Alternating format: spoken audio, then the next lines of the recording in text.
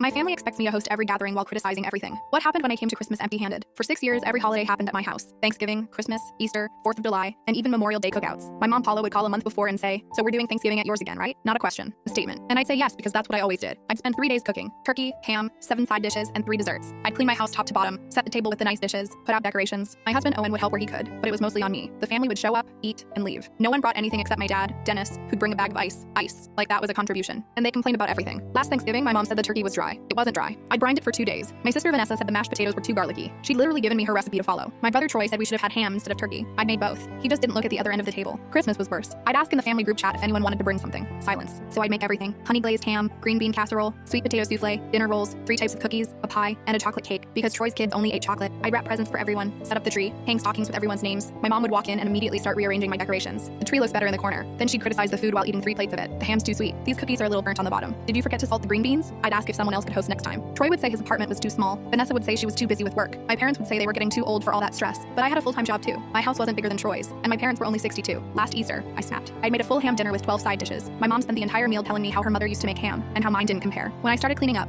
everyone went outside to take photos with the kids. No one helped. Not one person. Owen found me crying in the kitchen at 11 p.m., still scrubbing dishes. "Stop hosting," he said. "Just stop. See what they do." When my mom called in November asking about Thanksgiving plans, I said, "I'm not hosting this year." Silence on the phone. "Then, what do you mean?" "I mean someone else can host. I've done it for 6 years straight." More silence. "Well, who's going to do it?" "I don't know, Mom. You figure it out." She called Vanessa. Vanessa said she couldn't possibly. Too much work. She called Troy. He said his place wasn't set up for it. We ended up going to a restaurant for Thanksgiving. Everyone complained about the food being too expensive and not as good as homemade. No one acknowledged what homemade actually meant. 2 weeks before Christmas, the group chat started up. My mom sent a message: "What time should we come over on Christmas?" I didn't respond for 3 days. Then I typed, "I'm not hosting Christmas." My phone exploded. Vanessa called. Troy called. My dad called. All saying the same thing. "But you always host. We can't just not have Christmas. Think of the kids." I told all of them the same thing. "Someone else can host. I'm happy to come as a guest." My mom called last. "Fine, we'll do it at our house. But don't expect it to be like your Christmases." "That's okay," I said. "I'll just be happy to spend time with family." Christmas morning, Owen and I got dressed, got in the car, and drove to my parents' house. Empty-handed. No dishes, no desserts, no gifts except the ones for the kids, which we'd ordered online. The house smelled like nothing. No turkey, no ham, no cookies. My dad was watching football. Troy and his kids were on their phones. Vanessa was sitting at the kitchen table looking stressed. My mom was pulling things out of the freezer. I sat down on the couch next to my dad. "Hey Dad, what time's dinner?" He looked at me, then at my empty hands. "Where's the food?" "I didn't make anything. I'm a guest this year, remember?" My mom came out of the kitchen. "You didn't bring anything?" She looked genuinely shocked. "No, you're hosting. I figured you'd handle the food, but you always make everything right when I host." Vanessa stood up. "This is ridiculous. You can't just show up with nothing." I turned to her. "You've shown up with nothing to my house for 6 years. Not even a bag of rolls. That's different." "How?" Troy joined in. "Come on, you know Mom can't cook for this many people." "I cook for this many people 4 times a year, every year, while working full-time, while cleaning my entire house, while you all sit around and criticize everything." The room went quiet. My dad cleared his throat. "So what are we supposed to eat?" "I don't know, Dennis. What did you plan?" My mom looked panicked. "I thought you'd bring something." "You always do. So we're just not having Christmas dinner?" "We're having whatever you plan to make." "What did you plan?" She didn't answer. Troy stood up. "This is insane. You're ruining Christmas." "I'm not doing anything. I'm just being a guest, like all of you have been for 6 years." We ended up ordering Chinese food. My mom looked at me. "Happy now?" "Very," I said. "Pass the rolls."